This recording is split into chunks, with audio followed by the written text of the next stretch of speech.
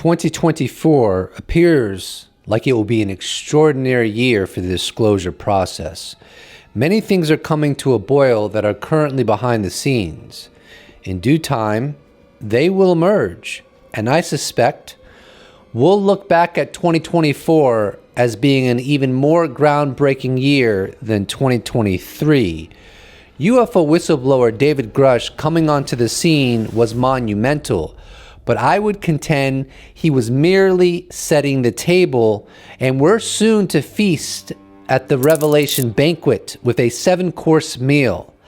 I don't know when we'll get full-on UFO confirmation or disclosure or whatever terminology you want to use, but I'm very confident that the escalation will continue. And it shouldn't if there's nothing to see here. There's a lot to cover in this video, and there's been some very new revelations. But before we jump right into it all, I'll leave you with 2 Lue Elizondo tweets that help us attune to the trajectory we find ourselves on. On October 13th, 2023, Lue stated, "Howdy folks, just a quick update for you to consider. Please know that ongoing efforts are underway that will reveal themselves by early to mid 2024. At the risk of haters trying to sabotage our efforts, I can't be precise at this time. But if you have learned anything over the last 5 years, I never make empty promises. Trust me, this will be worth it. Special thanks to Chris K. Mellon and Jay Stratton." And on December 4th, 2023, he wrote, "Working very hard behind the scenes. This isn't over yet." Steven responds, "Sorry, but this will require an alternative method of disclosure, a plan B or a catastrophic disclosure. Government is broken." And then Lue responded by saying, "Have no fear. We already have a plan B, plan C, and so forth. We now know where the vulnerabilities of the beachhead lie and where the incoming fire is from. This is extremely important and valuable for disclosure."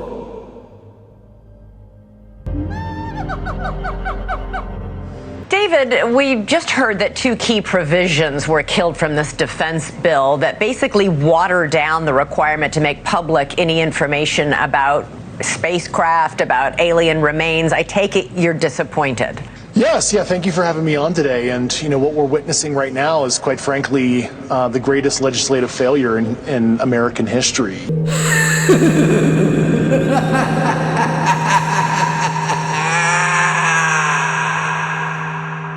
Oh, we're filming.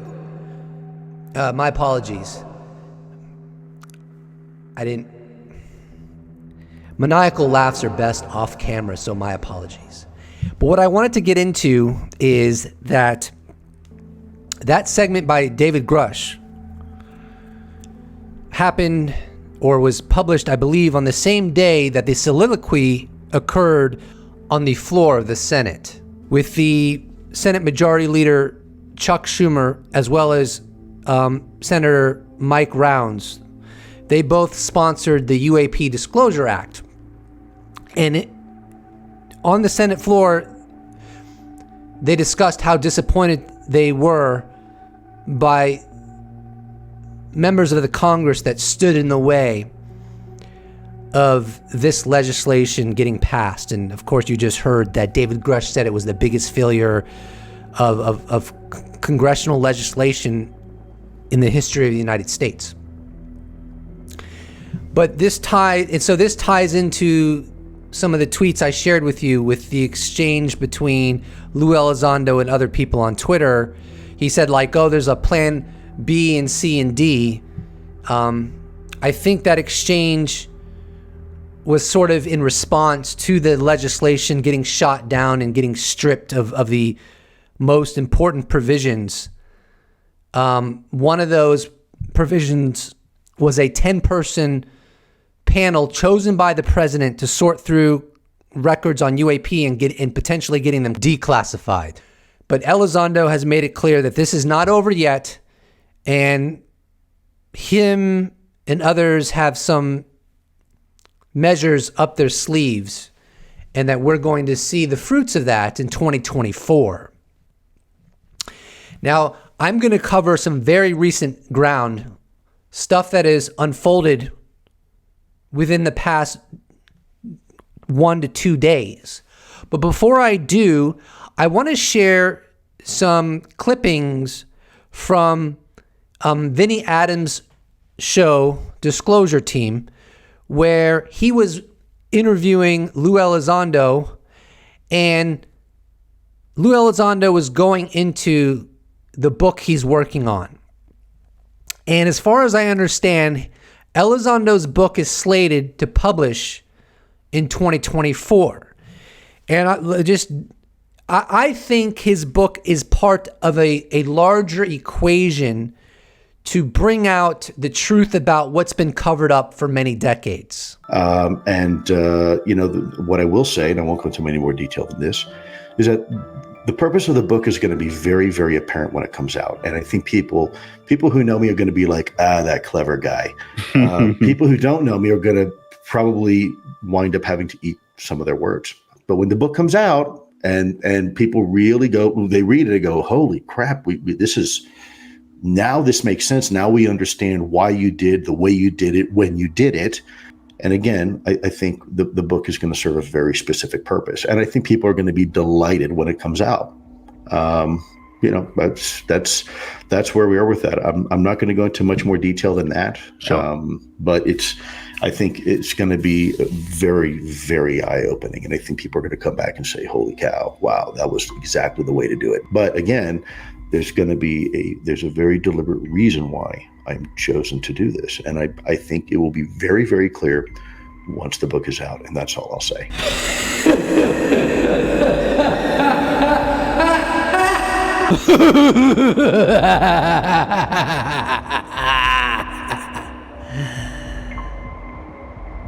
I'm going too far with the maniacal laugh, aren't I? Damn.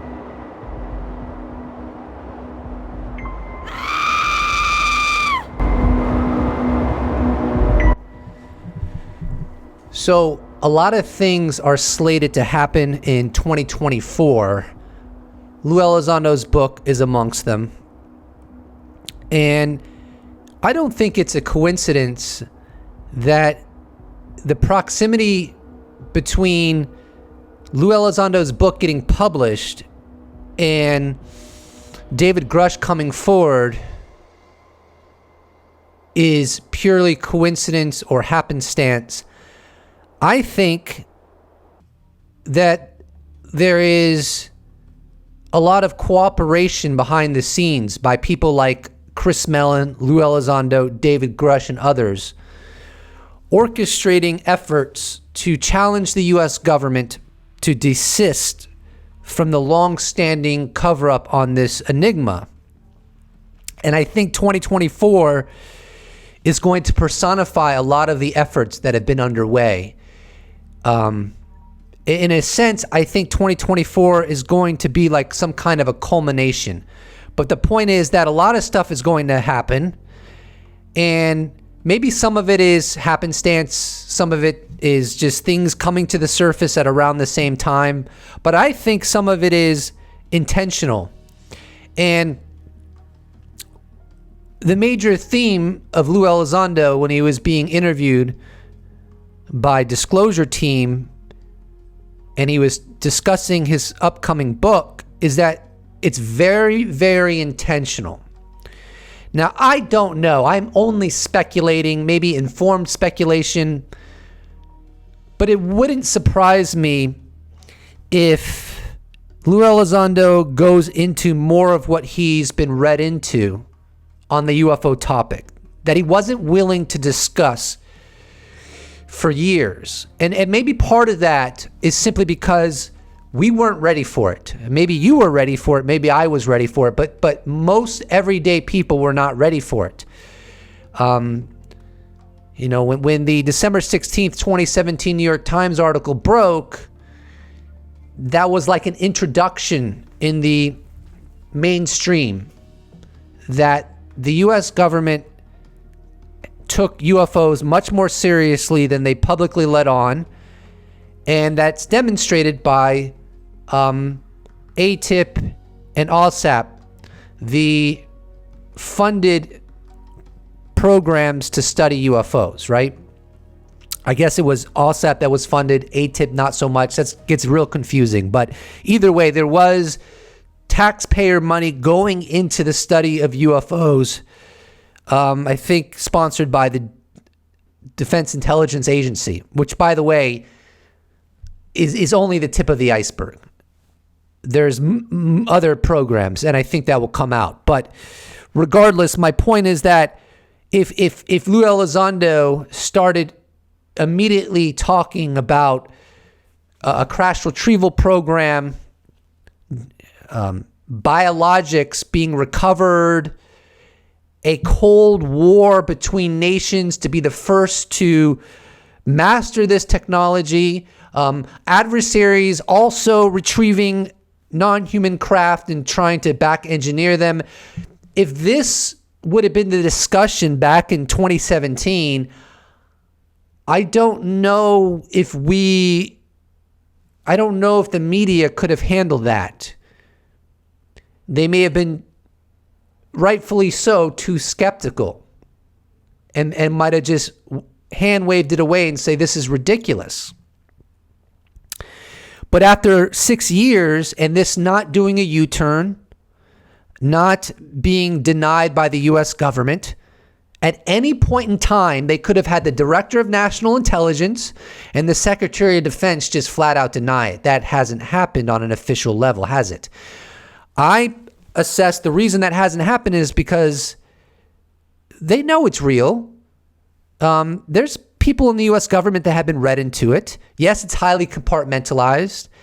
Yes, way too few people have been read into this, but enough of them have been read into it to where they're not going to, like the people in the know are not going to allow the Director of National Intelligence or the Secretary of Defense to flat out deny it, because that could open the U.S. government up to legal threats that they don't need and blowback that they don't need. The blowback's going to happen, but they don't need to make it worse.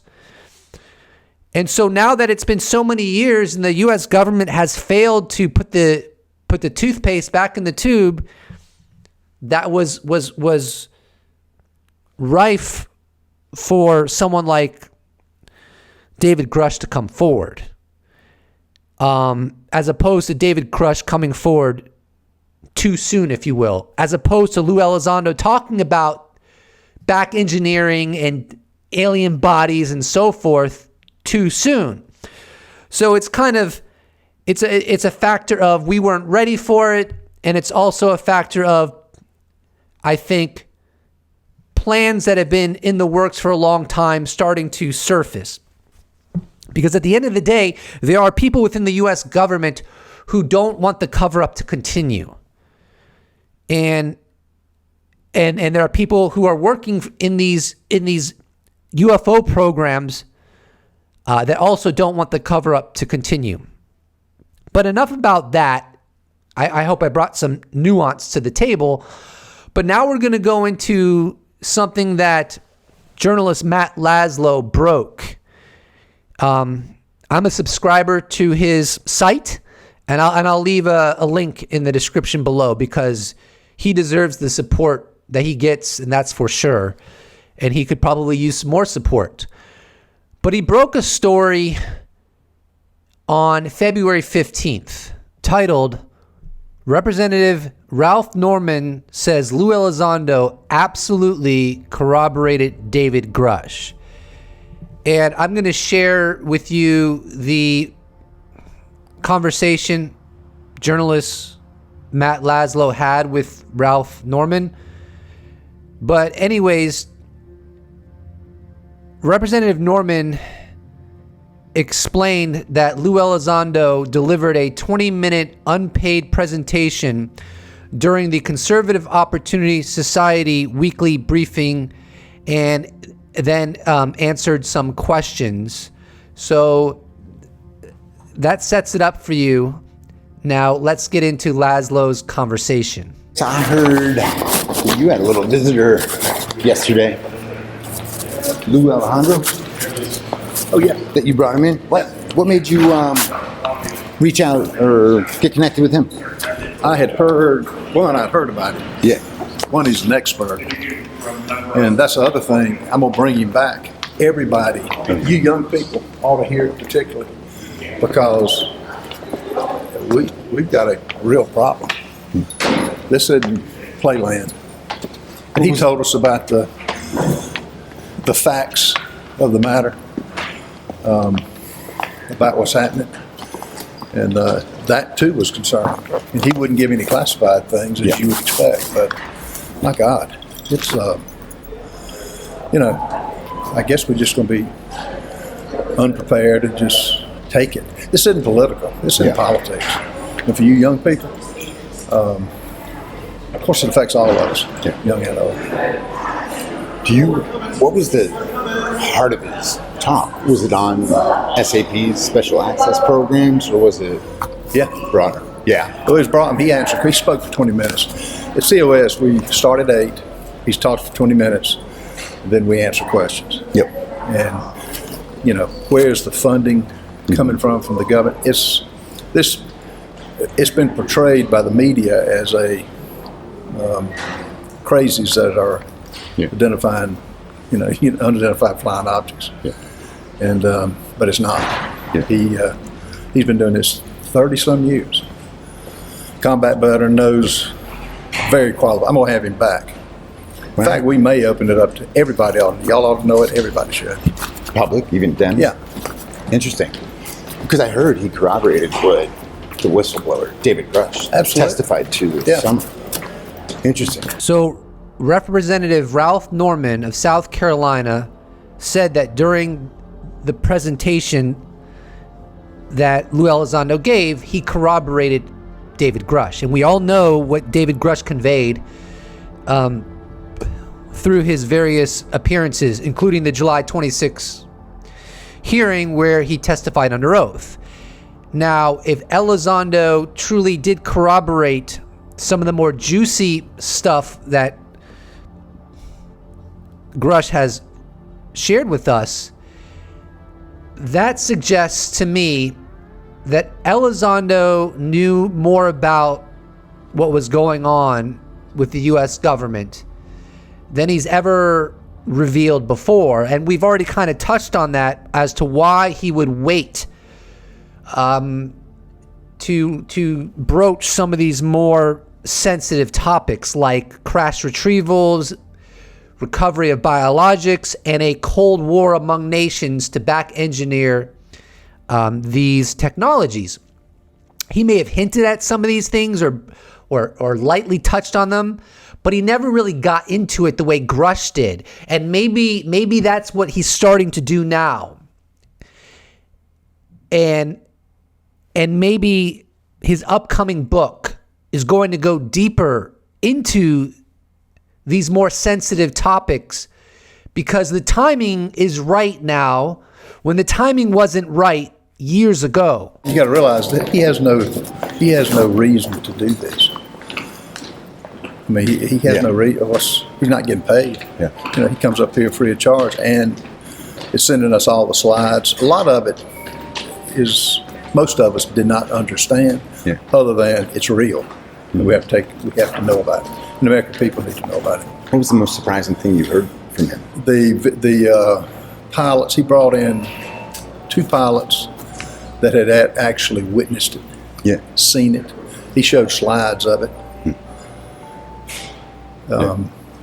which was unbelievable. So it was him and the 2 pilots, Navy pilots? No, it was four people. Had a scientist, had a combat pilot that had flown missions and reported what he saw and took pictures. So this isn't some figment of our imagination. Now, I don't know if this is connected, but it could be. On February 15th, former Lieutenant Ryan Graves dropped this tweet. Thank you, Senator Schumer, Senator Rubio, Senator Young, and Senator Fetterman for meetings with your staff today. We appreciate your support for pilots and UAP transparency. And then on the 16th of February, Graves dropped, following staff meetings with the sponsors of the UAP Disclosure Act this week, it does not seem likely they have lost interest and remain committed to UAP transparency. Building on that tweet by Ryan Graves, where he said that the sponsors of the UAP Disclosure Act do not seem like they've lost interest in UFOs and remain committed to UFO transparency. This may be an update on new efforts by the original sponsors of the UAP Disclosure Act in trying again to get some major legislation passed to force the U.S. government to be transparent on what they know about UFOs. On February 12th, UAP News wrote, Carl Nell, David Grusch, Chris Mellon, Senate staffers were the mastermind behind the UAP Disclosure Act. That legislation, as illustrated by Carl Nell, would have been hugely significant. It's so disappointing it failed. I sure hope there is significant blowback, as Counter Mundi mentioned, to which Dr. Gary Nolan responded, there is another, suggesting that another effort is underway to create more legislation and to get it passed. And then UAP News responded with, sorry, Gary, I forgot to include you and probably several others on that list. The UAPDA, the UAP Disclosure Act, was a comprehensive effort by you guys. I only wish that it had passed in its entirety. Hopefully in future NDAA's bills it will. To provide more context on the meeting that Elizondo attended with the Republican Conservative Opportunity Society, I will share with you an article that Liberation Times dropped on February 7th titled Future of Representative Turner in Question After Rare Public Statement on National Security Threat, later deemed underwhelming amid continued dismissal of UFOs despite growing alarm within Congress. And here's a quote. Liberation Times has learned that House Intelligence Committee Chairman Representative Mike Turner's recent bizarre public push for declassifying a serious national security threat became entangled with a concerning briefing on unidentified anomalous phenomena, UAP. On February 14th, 2024, Republican members of Congress were briefed by Lue Elizondo, the former director of a government program focused on UAP, the Advanced Aerospace Threat Identification Program. Sources have revealed to Liberation Times that Elizondo was joined by a former member of the UAP task force and decorated uniformed military officer, a former military fighter pilot, an eyewitness to a UAP sighting, a former DARPA scientist, and a former political advisor within the Obama administration. Sources close to Liberation Times revealed that attendees left the session deeply concerned about the inability to openly discuss the national security implications of UAP within the government due to classification constraints. In the aftermath of the briefing, Liberation Times has been informed that an impression was left that members present at the meeting wished to declassify information related to UAP, enabling national security discussions regarding the phenomena to occur within the government and with U.S. allies. I really like Matthew Pine's summary of these recent events, so I'm going to read his tweet.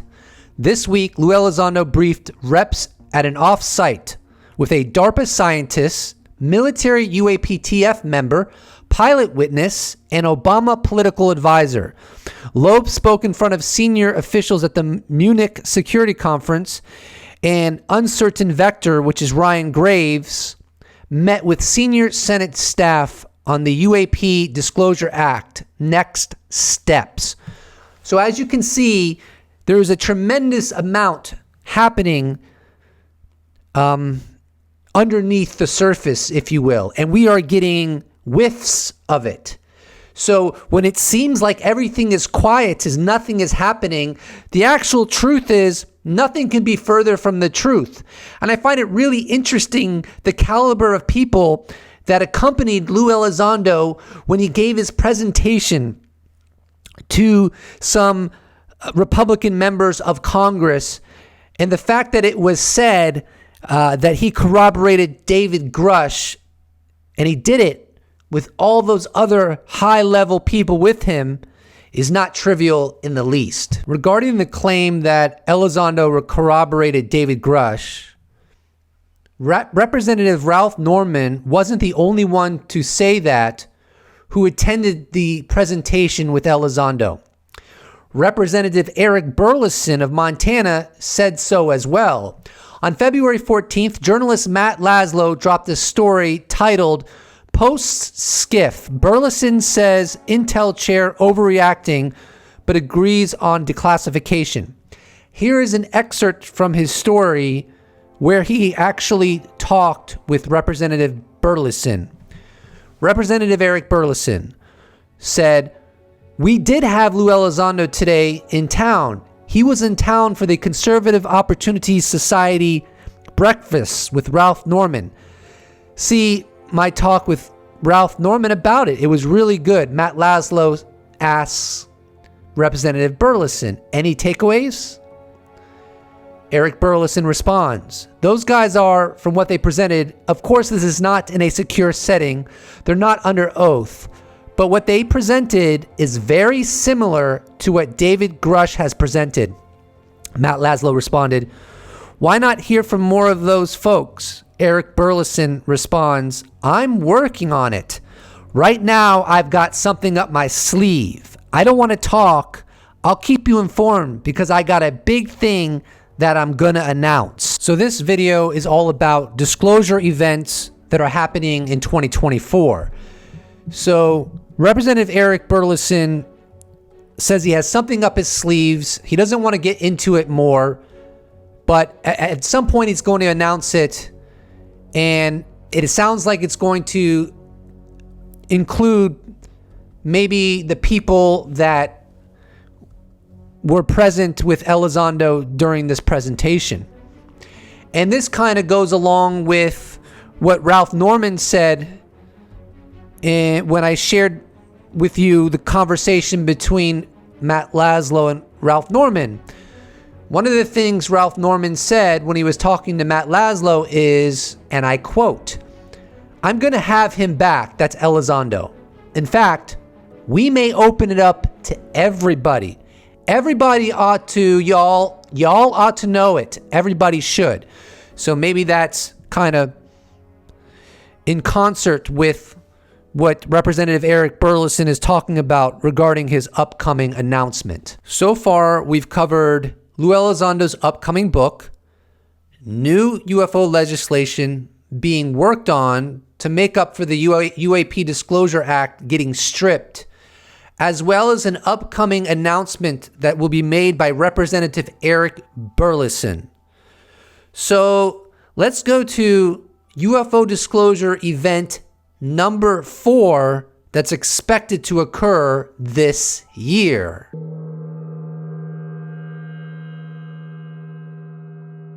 That actually brings me to one more thing I wanted to ask you.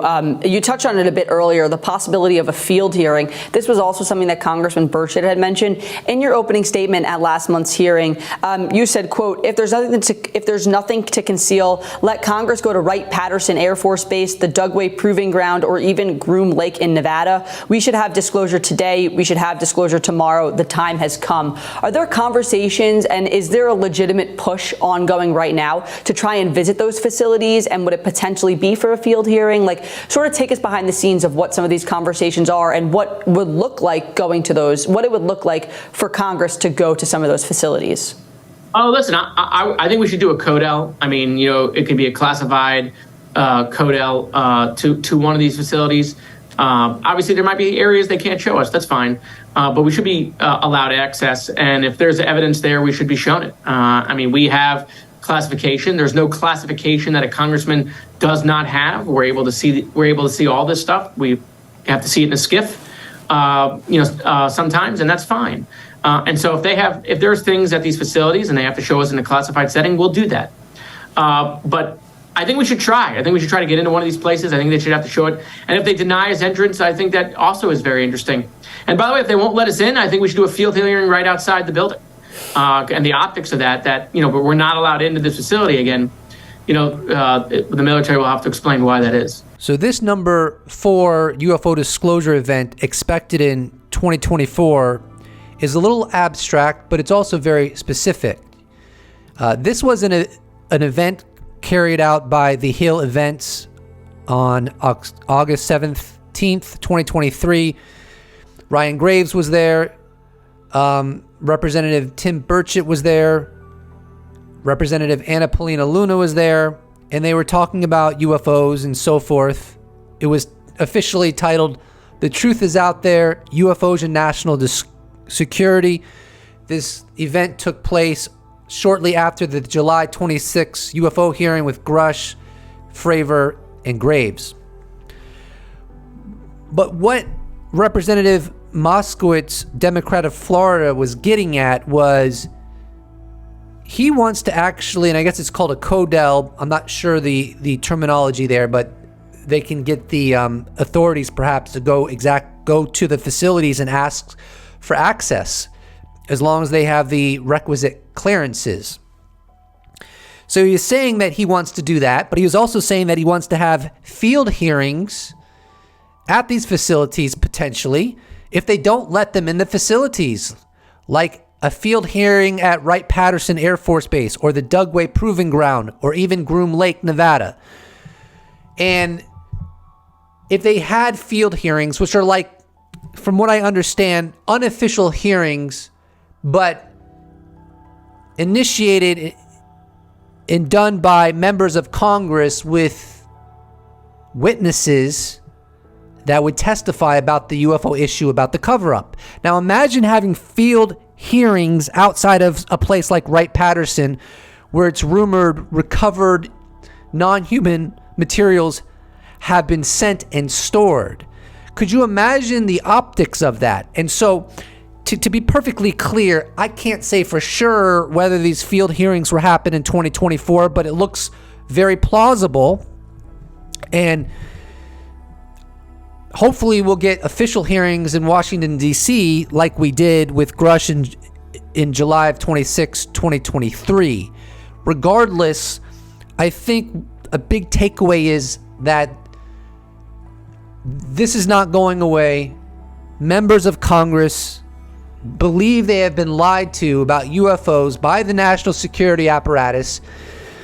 And since I believe they have been lied to, and since I assess that there is ground truth to non-human intelligences engaging our world,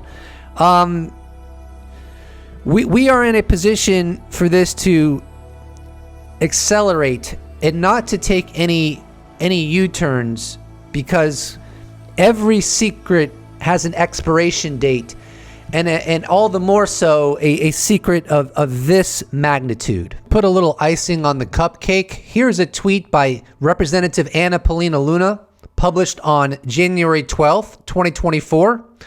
I feel confident that we have enough evidence to move forward with our first field hearing.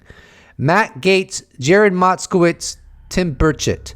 We will be announcing details soon.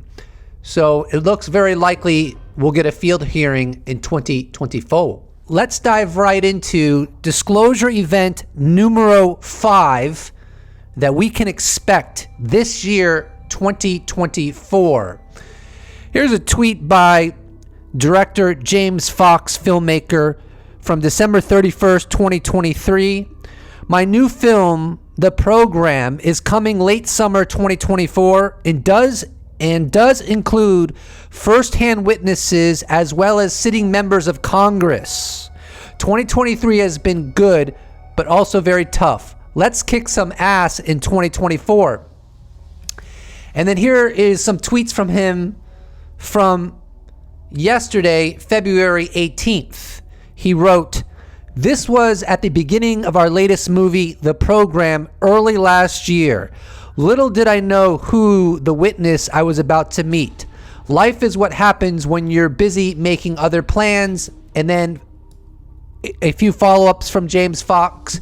"It's amazing all the attacks pouring in when all I'm trying to do is figure out what's going on and provide compelling testimony to suggest that it doesn't appear to be explainable by terrestrial means. That's it.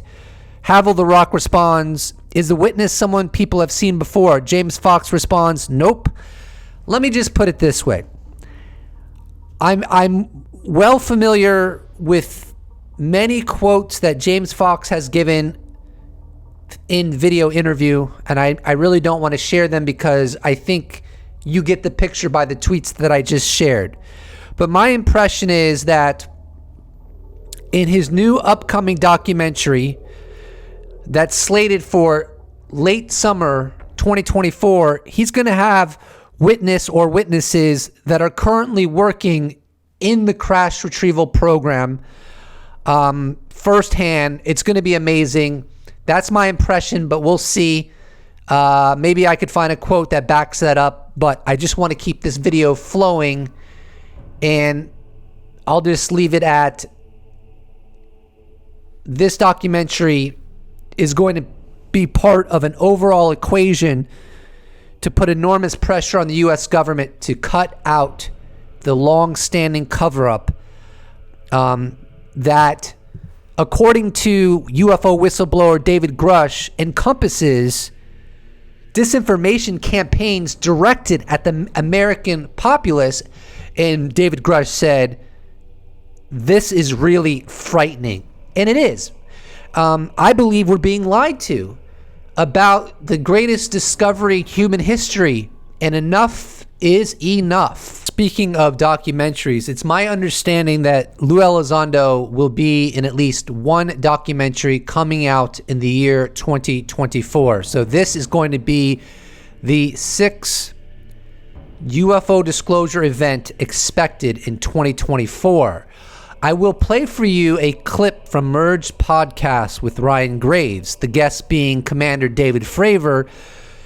Fravor goes into a documentary that's coming out. I don't know when. I hope it's 2024. Maybe it is. And this might be the documentary, or one of the documentaries that Lue Elizondo is going to be in. And the way David Fravor describes this upcoming documentary makes it seem that it's going to be exceedingly significant, just as I think the James Fox upcoming documentary called The Program, that's going to drop in late summer this year, will be exceedingly significant. You know, I think there's some stuff coming out. You know, there's the documentary that I know you're a part of that's going to be coming out that I think is going to be game changing. There's been a lot of stuff said, but I think this is going to have the right amount of people. I'm not saying who it is or when it is, but there is something being put together that I think, you know, hopefully it will come out and it'll be, you know, that one thing that pushes it over that says, all right, we can't, the cat is definitely out of the bag, because I think there's going to be some interesting information that comes out in it. So it'll be good. I think it's an exciting times. So just to recap quickly, he said the documentary is going to be game-changing. He said that there's going to be the right amount of people, won't say who. Gave me the impression really important people, really significant people will be a part of this production. Maybe Elizondo is a part of that equation. And then I'll quote, he said, hopefully it will come out and it will be that one thing that pushes it over that says the cat is definitely out of the bag, because I think there's going to be some interesting information that comes out in it. So we can only speculate to what that entails, but it's clear that Commander David Fravor put it in a pretty provocative light. UFO disclosure event number 7 is UFO whistleblower David Grusch's op-ed article getting published. It was slated for February, but who knows exactly when it will release. Sometimes stuff like this gets pushed back. Nevertheless, it should absolutely publish in 2024, which is why this will be the 7th UFO disclosure event to expect this year. In the following clip, David Grusch goes into detail regarding his upcoming op-ed, speaking with News Nation's Elizabeth Vargas. People who saw your big interview that aired here on News Nation and who watched your congressional testimony, people who might not buy everything you're saying, who are skeptics, have said over and over again, he has no firsthand knowledge. He is just telling what someone else told him or telling what he read. How do you respond to people who say, because you don't have any firsthand knowledge, maybe we shouldn't believe you? Well, I couldn't be very upfront about my firsthand knowledge until recently. I got some other security approvals through the pre-publication and security review process. And I did have some firsthand knowledge of some specific parts of the program. I'm currently drafting an op-ed that I'm going to release in a few weeks, and I will be discussing what I actually do know firsthand. I just could not overtly discuss that at the time, including at the hearing, because the Pentagon and the IC were sitting on some of my pre-publication and review paperwork at the time, so I could not acknowledge that. When you say you have firsthand knowledge, you actually saw something yourself? Well, the deeper description of what I know has been redacted. They proposed a redaction in a pre-publication and security review response a few days ago, and they're telling me to withhold legally some of the firsthand knowledge I have, but I'm allowed to generally discuss that I was read into a UAP-related program directly by the U.S. government. So let's look out for his op-ed. It's interesting that earlier he was not able to talk about his firsthand knowledge because it was being held by the Pentagon and IC pre-publication and review. So they have to look over what he wants to share with the public and give him the okay before he can do so. And then he goes on to say that he can't go into a deeper description of what he knows because the pre-publication and security review have determined there are things he cannot share, but he will be able to speak generally about his firsthand knowledge regarding being directly read into a UAP program by the U.S. government. So we'll see how that turns out and what he's able to say. But my only comment here is, if there's nothing to see here, there's no cover-up, and UFO, UAP are just American technology or foreign technology or misidentifications, why can't the government just make that clear? And why can't David Grusch speak more candidly or more with more detail about his firsthand knowledge? Why is so much of it being redacted if there's nothing to see here? If you've been following the UFO subject long enough, not just since the December 16, 2017 New York Times article, but if you've looked over the historical record, it just doesn't add up that there's not something truly not right going on with this topic. So for the 8th UFO disclosure event that we should all expect in the year 2024, I will discuss what David Grusch has said is coming. There are more than one citations backing this up, but I will share one with you from the Blaze TV show called 0 Hour, and it's on YouTube. The guest was journalist Walter Kern, and he spent 10 hours with David Grusch in Colorado, having conversations with him. And then he ended up writing an article about it in the County Highway magazine. Anyways, here is journalist Walter Kern discussing some of the things he heard from Grusch in regards to what's going to happen in the year 2024. There's a promise that we'll get to know more. I mean, there always is with UFOs. You're always a year away from the big reveal. But he assured me that that reveal is kind of got a schedule now, and in the next year will be accelerated in a way that the whole world will find astonishing. So this isn't the only citation pointing toward Grusch conveying he thinks 2024 is going to be a huge year. On October 1st, 2023, he was in a documentary that was published by Yes Theory YouTube channel. And I will share a quote from that documentary by David Grusch, and I quote, "I know there are some intel officers and other people in and out of government that are about to file complaints similar to what I did."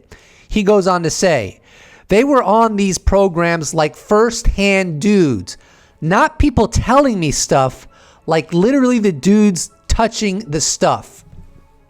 So that's a more direct quote from Grusch versus what Walter Kern is conveying he heard from Grusch. Suffice to say, Grusch has made it clear he thinks 2024 is going to be huge. And regarding these first-hand witnesses that literally touched the stuff, obviously he's referring to non-human craft that have been retrieved. This aligns with James Fox's upcoming documentary, because James Fox is reportedly going to have some incredible first-hand witnesses in his documentary. So 2024 is apparently ripe for great transformations in the disclosure process. I will tell you that the information operation, whether or not it's backed by real craft and so on, is serious, very serious, and it's going to grow more intense. You know, you've already seen Steven Spielberg has a UFO documentary, I think on Netflix. I think there's another series being contemplated or in production about some of the first abductees.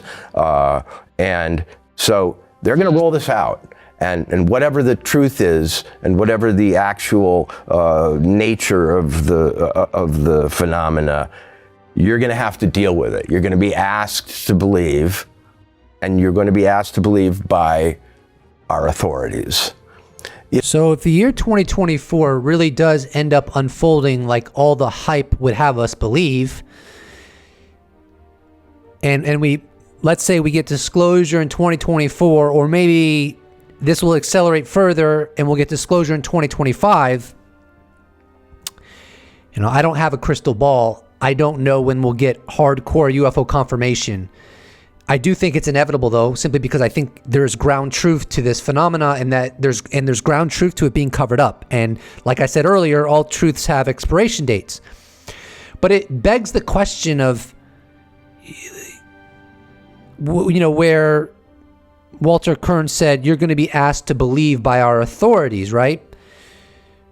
What is that going to look like? Even if smoking gun evidence is provided, what percentage of the population is just not going to believe it and is going to be like, I don't believe it. I don't care what they show me. This can't be true. This is some kind of psyop against the American public. And then other people are going to be like, well, I knew it all along. You look back at the 70-plus year UFO history, it's bizarre. There's too many people around the world having sightings, and there's too many patterns that emerge between disparate people that don't know each other. And so, yes, I believe in some bizarre way, you have to wonder if, like, the kind of schism that exists in a pre-disclosure world will still persist in a post-disclosure world, but just manifesting in a different way. I'm not saying it would be as extreme, because I think if we did get disclosure, far more people would buy into it, if you will, that we're not alone, versus the amount of people now that just think UFOs are nonsense. You know, they act as though they're all in conflict. Like there are some parties that want to get out the truth, and there are others that are stopping them, and that drama adds interest. But my sense of it is that there's kind of a consensus at some level about rolling out more of this, and the theater is a little distracting. The powers that be have decided we should know more. So Walter Kern introduces a very interesting dynamic. I mean, in the clip previous to this one, he called it an information operation. And then in this clip that I just shared with you, he said something like, they act as if they are all in conflict. Like there's some parties that want to get out the truth, and there are others that are stopping them. But then he goes on to say, my sense is there is kind of a consensus at some level. Now, I think he's kind of giving his opinion here more so than what he's gleaned by talking to David Grusch, at least with this segment. However, I would love to ask David Grusch. I would say, if I was interviewing him, I'd say, David, you've come out, you were entrusted with some of the most sensitive secrets of the U.S. government, and you left the government to inform the public about a crash retrieval program, a Cold War amongst adversaries, to be the first to duplicate this technology and so forth. Obviously, there are interests that did not want you to do what you did and are currently doing. But could it be said, David, that there is some kind of consensus at the highest level that want disclosure to happen finally? So that would be really interesting. I don't know what the truth is, but I do think there's definitely some kind of conflict going on in the government where some do want it out and some don't want it out. But is there another layer where there's a consensus at the highest level intertwined with all of this going on? I have no idea. I would not be the right person to give an analysis on that, but maybe someday we'll find out, because when we finally do get UFO confirmation or disclosure, whatever terminology you prefer, researchers and journalists are going to dig into this in the most intense way imaginable, because this will become the biggest historical process that the world has ever experienced. So I'm really trying to get to 10 UFO disclosure events we can expect in 2024. So I'm going to use a little artistic license perhaps. But here's a clip from Ana Luna Polina, representative of Florida. And this was published yesterday, February 18th, on the Grant Mitt podcast. And she's complaining about the secrecy, just as other members of Congress have. As I recall, even the Senate Majority Leader, Chuck Schumer, most powerful person in the Senate, in the legislative body of the United States government, says he's not letting this go. He's going to continue to persist in seeking out transparency on UFOs. So with number 9 on the disclosure UFO events that we can expect in 2024, I will just go out on a limb and say more members of Congress will complain about the secrecy on UFOs that the national security apparatus is maintaining at the expense of oversight. But we have such a bipartisan push for transparency on this topic that they can't necessarily hide it. It has been interesting to see the levels of things that come up. Oh, there's no authorized clearance. You don't have the read-in authority for this, that, and the other. Well, if Congress is writing the bills to fund these programs, yet we don't have authorized access and oversight into it, then that's not necessarily something that happens in a free country, right? So we continue to push. Before I get into the final UFO disclosure event that we can expect in the year 2024, I want to go over 3 clips with Lue Elizondo where he actually broaches UFO crash retrievals. Now, I will hearken back to the beginning of this video, or towards the beginning, where I said that it appears to me that Elizondo probably was read into more about UFOs than he let on in the beginning. And I don't know if let on is the right terminology, but that he was willing to discuss. It wasn't the right time. Now's the right time. 6 years later, we are in a better scenario for Elizondo to start talking about more of what he's learned while he was working for the U.S. government. But in the following 3 clips, this will give you an overview of him actually broaching crash retrievals, even though he was limited in what he was willing to go into. And I suspect, although I'm obviously only speculating, but I do have suspicion that his upcoming book may go further into the whole idea of crash retrievals. And furthermore, I already brought up earlier in this video that 2 members of Congress said that Elizondo corroborated David Grusch's testimony in a recent talk that he gave to some conservative members of the Congress. So let me ask you one last question. Do you believe, based on your decade of serving in the U.S. government on this question, that the U.S. government has in its possession any material from one of these aircrafts? I do, yes. You think the U.S. government has debris from a UFO in its possession right now? Unfortunately, Tucker, I really have to be careful of my NDA. I really can't go into a lot of more detail than that. Okay. But simply put, yes. All right. Well, you asked me quite a few questions. Let me first start with Roswell. So I want to make sure that I address your questions. Roswell, something happened. That's pretty clear. The details of what actually happened is still up for debate. But there was enough significance to that event or events that predicated an official U.S. response, and not just operationally, meaning the deployment of people, but for a recovery mission, but also from a public affairs PAO perspective, where they actually had put out some statements about what happened in Roswell. I obviously wasn't around for Roswell. Me too. I did see anecdotal information, but you said something that was the first time the U.S. government was engaged, and I'll share with you that may not necessarily be true. There may be anecdotal information that indicates that perhaps the U.S. government was involved even before that. In purported recovery type activities.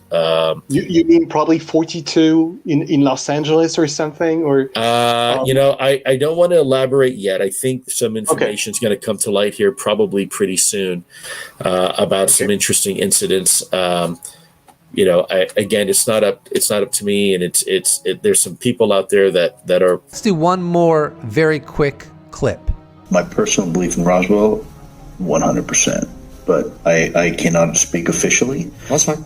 And I can't discuss about anything else that may or may not have. Oh, that's fine. Yeah. For all we know, Lue Elizondo has been read into what actually happened in the Roswell UFO event. But like he stated in one of those interviews, he can't speak to it officially. Maybe the reason he can't speak to it officially is because he hasn't been given the okay from the Defense Office of Pre-Publication and Security Review to speak about it officially.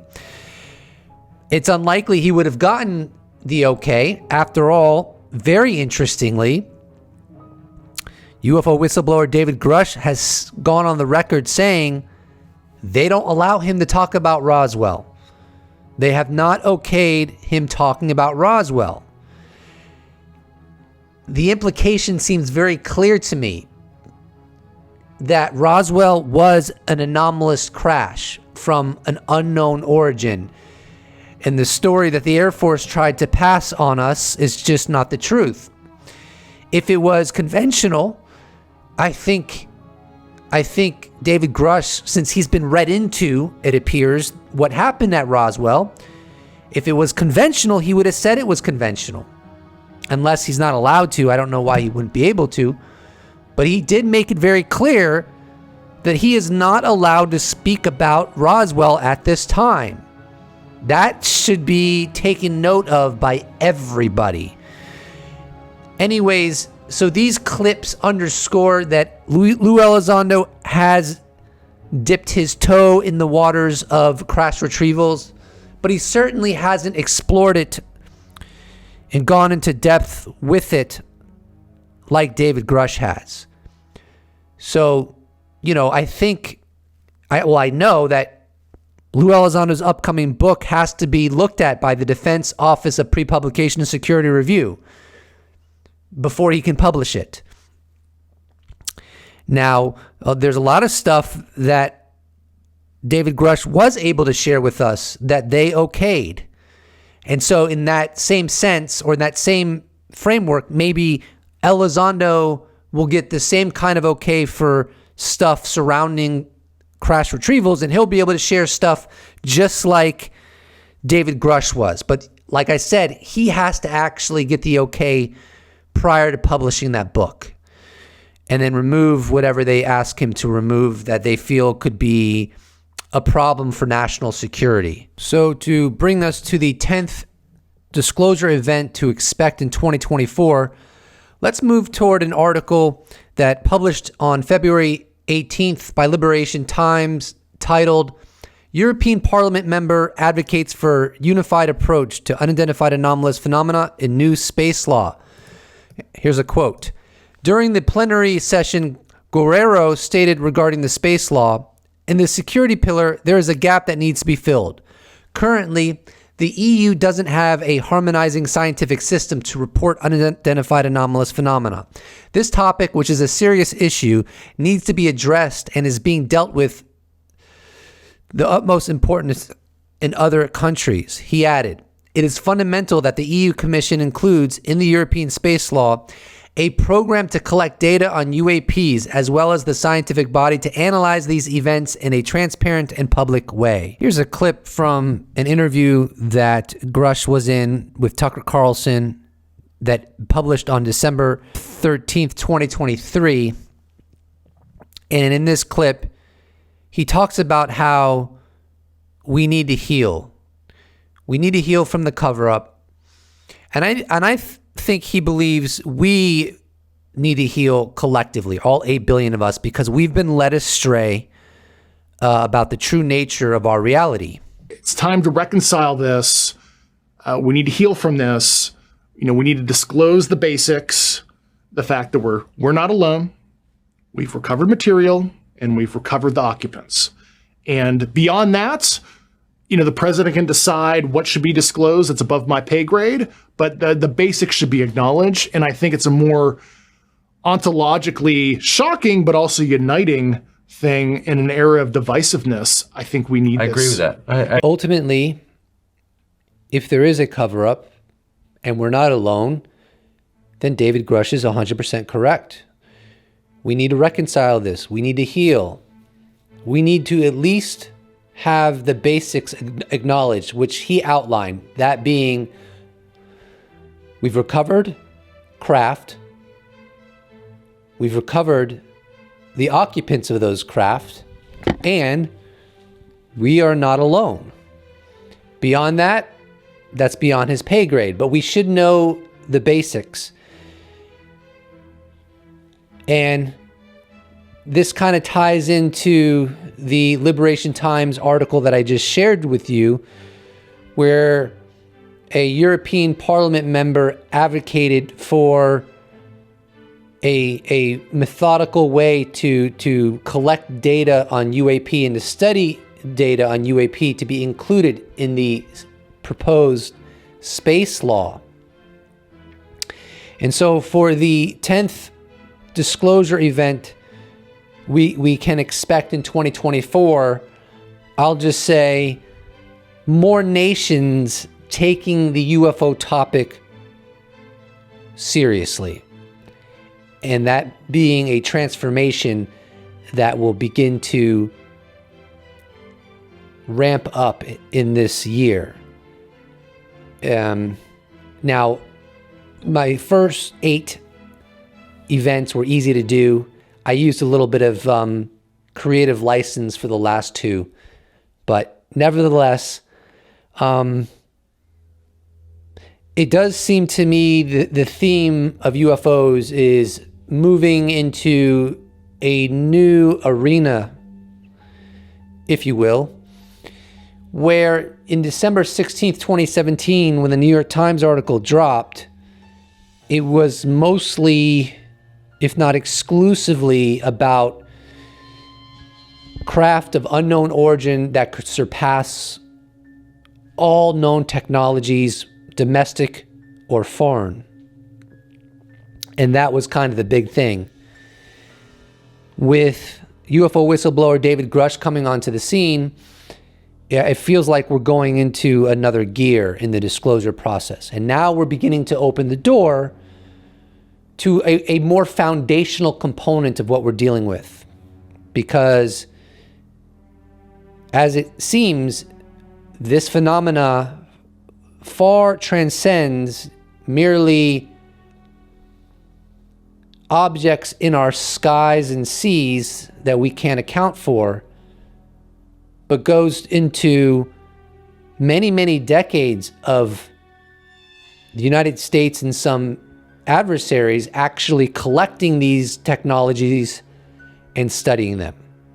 And the perspective from the witnesses, Grusch and others, throughout the decades is that sometimes they'll crash, but sometimes they'll land, and then the occupants will have abandoned the craft. And I think Grusch even said that sometimes the occupants will be dead when the craft have landed. So there's a lot of mystery embedded in this whole thing. It's highly bizarre. I wish we knew what those in the UFO programs knew. I'm sure they have better theories than we do because they have more data to comb through and to analyze. So maybe 2024 is the year of crash retrievals. And, you know, you really have to broach the crash retrievals and the biologics because that's kind of at the foundation of why there is a cover-up. Maybe governments would not be as aggressive in covering this up if we never collected any of the materials. But by virtue of collecting the materials, it became an overwhelming national security issue because now the proposition of countries like the United States, China, and Russia actually back engineering these technologies, now that becomes feasible, even if we can't do it in our lifetime. But nevertheless, the fact that it becomes feasible makes this issue overwhelmingly national security oriented. And so that's largely, as it appears, the impetus of why this was covered up from the genesis of when the United States, for example, recovered its first craft. And according to Grusch, he has strongly implied, I think he wasn't able to say it clearly because of his NDAs, but he strongly implied that this has been happening longer than most people have surmised, that the 1933 crash in Magenta, Italy, that's not even the first one. It happened prior to that.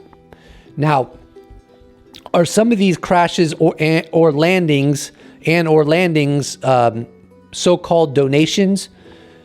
The intelligences are gifting us these technologies, and I mean that's certainly on the table. I would like to hear from the people in these programs.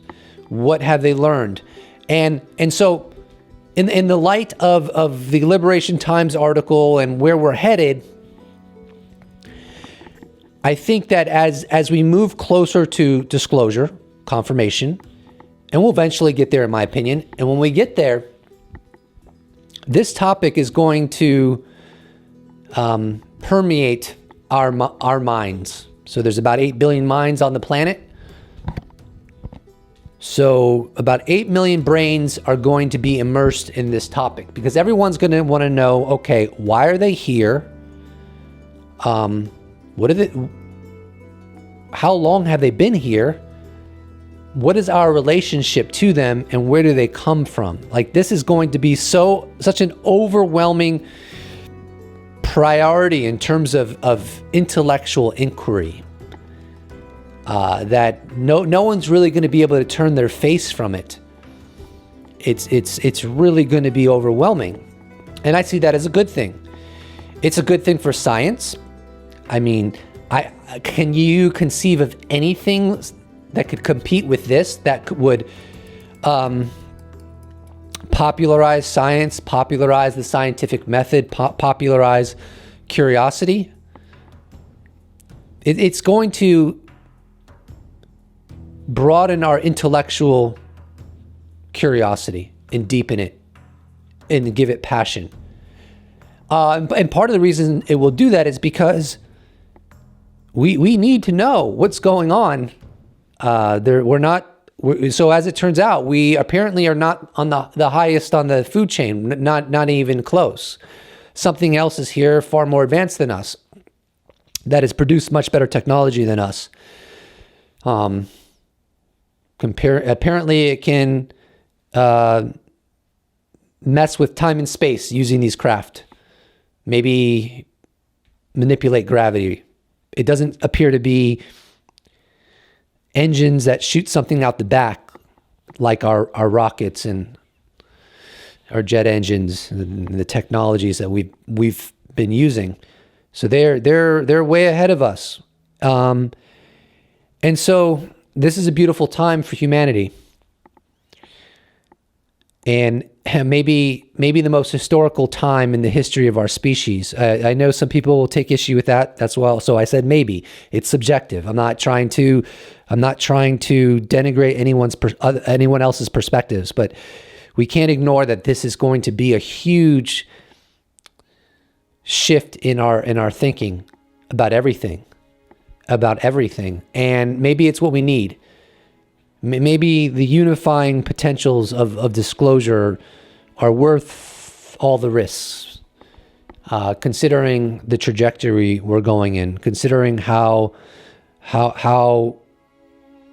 conducive war is in our world, and how much we are wreaking havoc with our environment. Maybe this is the reset that we all need. And I think it was Grusch that said, let's get disclosure. It could act like a reset for humanity, a pause. And boy, would that pause us, right? Learning we're not alone, learning we've recovered the craft, the bodies, and we don't have a whole lot of answers. We may not even know where they come from. I don't know it with these UFO programs that are embedded in various places, including aerospace organizations. I don't know what they know, but they may actually still. And that seems to be the consensus amongst people who have spoken about it, who are well plugged in with insiders, that we just don't know where they come from, which is weird. And it suggests that their communication with us has been very limited for whatever reason. I mean, and that just underscores the profundity of this mystery. It's so layered, it's so bizarre, it's so mysterious. It's a mind job. It's hard to fathom. And I don't know what to make of it. I don't know if anyone knows what to make of it. And if they tell you they know what to make of it, that maybe they're just they're LARPing. Because this mystery is so deep and so mysterious, how could you know what to make of it? We have no frame of reference for this. This has never been something humanity has ever had to contend with. I mean, the presence may have been here forever, but this disclosure and it coming out in such an official way and beyond people having sightings or even encounters, for it manifesting in this capacity, in this fashion, we've never dealt with this before. And we've never had the answers. We've had hypotheses, we've had theories. We've never been able to definitively prove what's going on, and no one's proved it now. And the moment after disclosure, it's very unlikely that anyone's going to prove it then. This is going to expand our minds like nothing I can conceive of. What do we make of it? I don't know. because I don't know what to make of it. But we need to begin the journey of trying to figure out what's going on. And in that light, I looked for my disclosure flute. I think I temporarily misplaced it, but not to worry. We will play the disclosure didgeridoo. I've never played the disclosure didgeridoo before, but some people believe there's a first time for everything.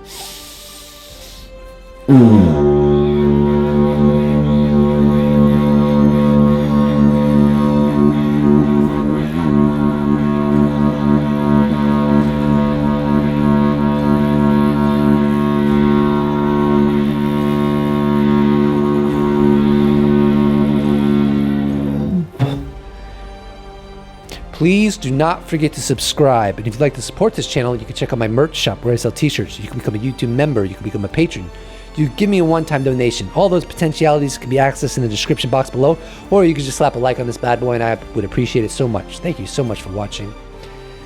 You're all a bunch of maniacs if you're still here. God bless every single one of you, whether you've gotten to this point or not. And I will see you in the next episode.